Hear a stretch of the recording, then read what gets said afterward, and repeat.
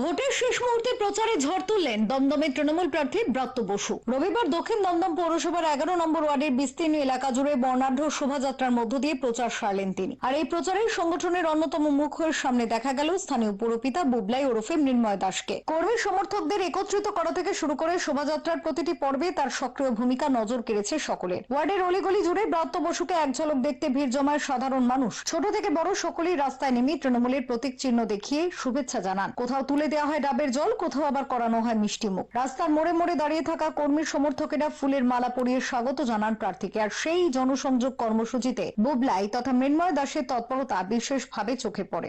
দমদম বলছে ব্রাত্য বসু জিতছে, শুধু 11 নম্বর ওয়ার্ড না, যে 11 নম্বর ওয়ার্ডের স্বতঃস্ফূর্ততা অনেক বেশি, আমাদের বিধায়ককে নিয়ে উন্মাদনা অনেক বেশি। কারণ 11 নম্বর ওয়ার্ডে যখন প্রথমবার উনি নির্বাচিত 11 সালের পর, সেই বেদিয়াপাড়াটার মানুষ দেখেছে বেদিয়াপাড়াটাকে ব্রাত্য বসু ঘাট করে কীভাবে পরিবর্তনটা হচ্ছে।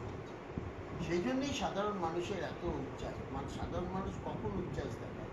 কারোর কাছ থেকে কিছু প্রতিদান পেলে বা তার যদি কোনো মিনিমাম তার চাহিদা, রাস্তা, জল, আলো, যেখানে যেগুলো মানুষের ন্যূনতম চাহিদা, কাজ, স্কুল, তার সুষ্ঠু জীবনযাত্রা, তার মানে স্বাভাবিকভাবে তারা রাস্তায় চলাফেরা করা, মানে যেটা বলে যায় সুস্থভাবে বাঁচা, সেই বাঁচাটা যখন মানুষের ন্যূনতম আশ্বাস পায়, নিরাপত্তা পায়, তখন তাদের স্বতঃস্ফূর্ততা বিধায়কের প্রতি বেড়ে যায়।